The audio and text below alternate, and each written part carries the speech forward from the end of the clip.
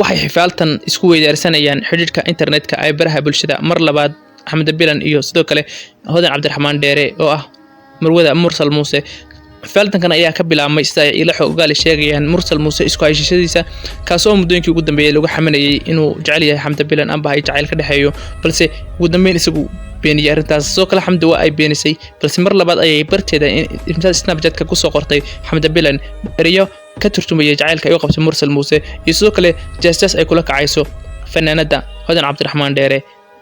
taas ayaa mar labaad soo celisay xifaaltanka u dhaxeeyay hodan cabdiraxmaan dheere iyo sidoo kale fanaanada xamda bilan labadan fanaanadood oo ah laba fanaanadood dadka Soomaalidu aad u taageeraan khaasatan marka la joogo goobaha fanka iyo Suudaanta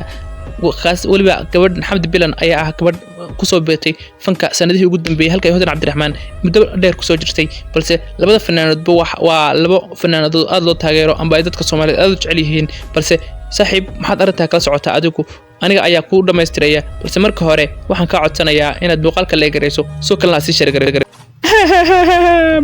maxaa ku dhacay saaxiibad la ooyaysaa maxaa loo ooyaa saaxiib subscribe-kii baa la saari waayay haddii lagu saari waayo mid ooyaysaa saaxiib waxaan u saari waayaa inaa subscribe la saarino views la taawanayo dabcan saaxiibkan saaxiib wuxuu la ooyayaa sida wada arkaysaan subscribe la'aan amba dadka ku xidhan oo yar saa darteed ayaa keentay oohintan war saaxiib ooyin ee Samir ayaan ku leeyahay okay haddii aan ku soo socono arrinta xamda bilan iyo sidoo kale hodan cabdiraxmaan dheere oo ku nool magaalada Washington DC ee qaranka Mareykanka gaar ahaan waddanka Mareykanka gobol kamid ah ayay soo laba kacleysay inay u soo jawaabto xamda bilan iyadoo oo soo marinaysa baraha internetka ee xiriirka bulshada ay ku kulanto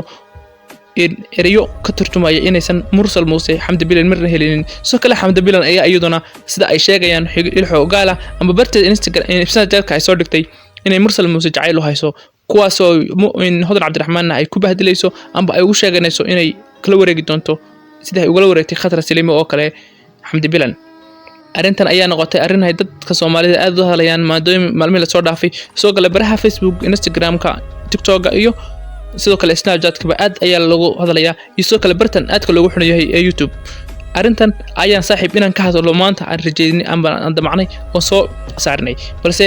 kama hadlamayno wax ceeb oo leeyahay labada fanaanad midna oo waa naga muxarim balse waxaan sheegaynaa oo kaliya jacaylka xamda bilan lama arag markii ay arkeen wiilka Turkiga ah amba ay la oran jiray wiil Turki ay jeclaatay kadib balse mar labaad ayay iyadoo dhoola cadeynaysa baraha bulshada dib u qabsatay oo hay soo qaadatay mikrofonkii ay caan ku ahayd ee lagu yaqaanay xamdi oo ah fanaanad Soomaaliyeed xaas oo wiil qabay ahayd balse muddooyinka u dambeeyay la sheegay jiray inay kala tageen wiilkeedii amba saygeedii qabay soo kale waxa xamdi lagu xaman jiray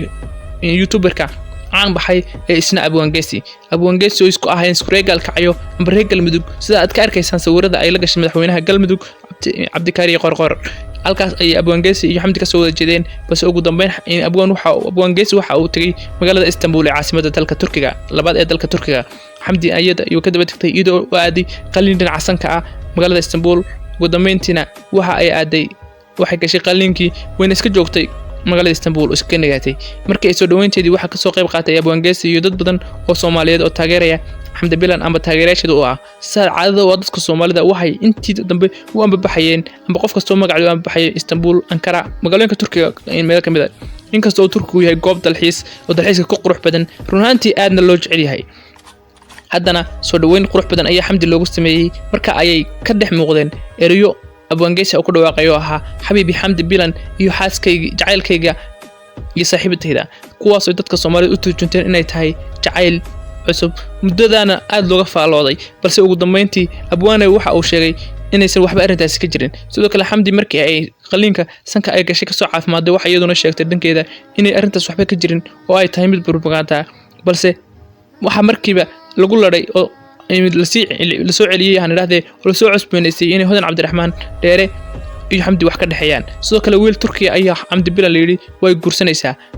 حتى وقالن كهذا اللي أيجري أرنتا صن أورنجري حمدي مقويل أي جورستي مقنن أيو قيبت ميسا إمسقف أي نقنيسا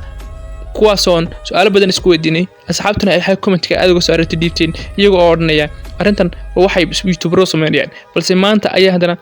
dib u soo celiyeen oo ku soo celiyeen mursal muuse inkastoo ay fanaanadinta run ahaantii haysata dib xagga youtuberleyda amba dadka youtuberleyda ee views ka raasta kuwaas oo uga hadla oo kaliya inay fanaanintu hebla furay hebla guursaday oonan xataa aan mar qura amaantooda sheegin balse anagu waxaan barnaamijkeena kaga duwan oo soo darnay amaanta fanaaninta qaarkood isoo kale dadka caanka ah oo ku amaano barteena gaarka ah YouTube iyo soo kale Facebookgeena YouTube-keena waa Cabdalla Deeqsi Facebook-geena waa Cabdalla Xuseen saaxiib subscribe ka dhax ku sii oo igu caawi aragtidana commentiga igu reeb